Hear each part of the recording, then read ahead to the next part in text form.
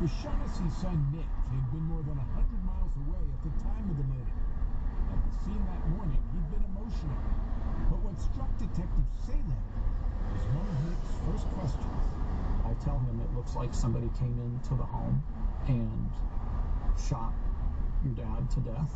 And how did he absorb that news? He asked me, did he suffer? Was that an odd question? It definitely struck me as odd, yes. Even more so, police say, because as the morning wore on, Nick became much less interested in speaking with police than with the reporters who had started showing up. Nick and Jackie continuously tried to talk to the media. We asked them to stop and to stay in the scene. And then Nick did something really odd, says Detective Moore.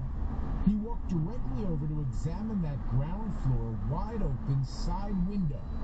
The room it led to had once been his. Him going to that side of the house to look specifically at that window, which you can't see from just the front of the house. So for him to know that that was even involved, he did not have that information.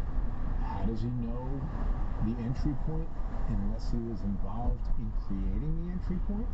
Sometimes people will get information from crosstalk with detectives or law enforcement, and so I didn't automatically get super suspicious, but it was catching my attention. Something on Nick's phone had caught their attention as well. An app that gave him access to his parents' alarm. Corey told them the family often chose not to arm the system and that it had been switched off that night.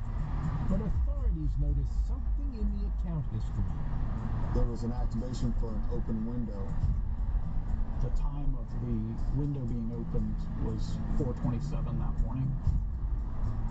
Following that was glass break activations. We believe that's when the bullets started breaking the glass in the house. That's when Ted died. That's when the shots were being fired. Was this important to have? Extremely. Police also saw something that seemed important in Jackie Edison's behavior. We were going to do gunshot residue tests on their hands. We then separated them, and at that time, Jackie broke down hysterically. And what'd you make of it? That was a major red flag for me. We knew there was something more to this at that point. The warrant officer put your mom on the phone, okay? And then your mom told you what happened? Yeah. She said as soon as he came in the house, there was an exchange of gunfire after she fired a shot, and then she began to replace it. In question